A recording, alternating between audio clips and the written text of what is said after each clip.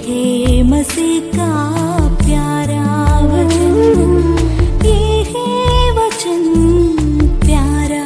परमेश्वर के धन्य नाम की महिमा हो। प्रभात मनन के सत्र 2327 में आप सभी का बहुत ही विनम्रता के साथ स्वागत करता हूं। आइए आज के मनन के लिए हम पढ़ते हैं पत्रस की पहली पत्री, पहला अध्याय, चौथी पद। अर्थात एक अविनाशी और निर्मल और अजर मीरास के लिए जो तुम्हारे लिए स्वर्ग में रखी है। मीरास अथवा इनहेरिटेंस शब्द का अर्थ वो संपत्ति है जो बाप दादाओं से अगली पीढ़ी को स्वाभाविक रूप में मिलती है। मीरास में हकदार होने के लिए बच्चों को कुछ भी नहीं करना पड़ता है, बस बाप दादाओं से ताल्लुक केवल होना चाहिए, अर्थात उनकी संतान होनी केवल चाहिए। यह प्रेरित पत्रस भयानक सताव से गुजरने वाले मसीही विश्वासियों से कह रहा है कि उनके लिए स्वर्ग में एक मीरास रखी है। निम्न संपत्ति अविनाशी है, अर्थात कभी नाश नहीं होने वाली है, और निर्मल अथवा किसी प्रकार प्रदूषित नहीं है, और अजर अथवा कभी भी पुराना होने वाली या सड़ जाने वाली नहीं है। इस संसार में हमें अपने बाप दादाओं से जो भी संपत्ति मीरास के रूप में मिलती है, वे सभी किसी न किसी प्रकार नाश होने वाली, प्रदूषित तथा पुराना या सड़ जाने वाली है। किसी भी प्रकार की मीरास को हम चिरस्थायी नहीं समझ सकते हैं। इसलिए भी वर्तमान संसार की हमारी संपत्ति या मीरास नष्ट होने की चिंता हम विश्वासियों को करने की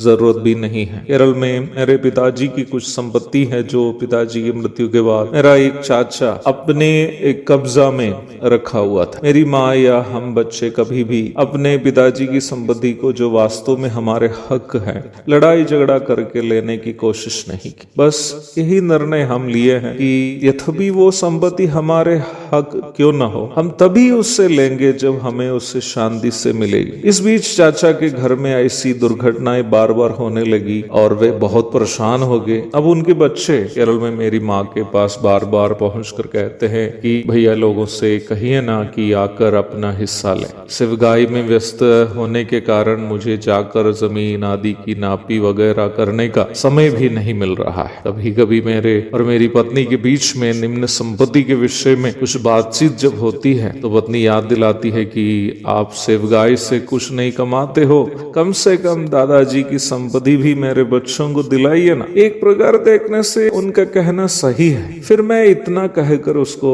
सांत्वना दिलाता हूँ कि यार, प्रभु हमारे लिए जो कुछ भी रखा है ना, चाहे इधर या उधर, कोई हमसे छीन नहीं सकता। फिर ये कहकर मैं अपने आप को सांत्वना देता हूँ कि मेरी सही संपत्ति स्वर्ग में है जो मेरे लिए वहां सुरक्षित रखी गई है। परमेश्वर के वचन में यह बात एक से अधिक बार हमें याद दिलाने हेतु दी गई है कि विश्वासियों के लिए एक मीरास परमेश्वर के द्वारा, जो हमारा पिता है, स्वर्ग में सुरक्षित रखी हुई है। प्रेरितों के काम 26 की 18, इफिसियों 1 की 11, कुलोसी 1 12, इब्रानी 9 की 15 आदि पदों को पढ़िएगा। मत्ती 25 की 34 में निम्न मीरास को एक बड़ा राज्य के रूप में परिचय कराया गया है, जहाँ प्रभु के लोग युगानुयुग राज करेंगे। बाइबल के अन्य कई पद भी इस बात का समर्थन करती है कि हम विश्वासी प्रभु के उस अनंतकालीन राज्य में युगानुयुग राज करेंगे। लूका 12 की 32, प्रकाशित वाक्य 22 की 5 आदि पढ़िएगा। मुझे सुनने वाले प्रिय भाई बहनों, जब हमारे लिए स्वर्ग में एक अविनाशी, निर्मल तथा अजर मीरास को प्रभु सुरक्षित रखी हो, तो हमें संसार के नाशवान, प्रदूषित तथा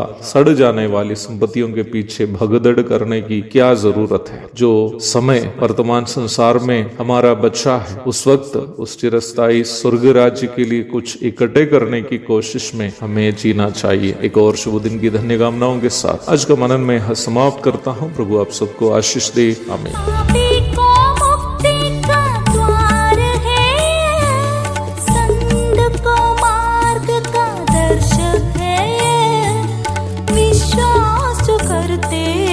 उसके लिए अनंत जीवन का साधन है।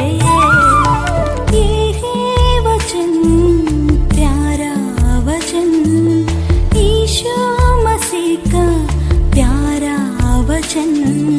ये है वचन प्यारा वचन, यीशु मसीह का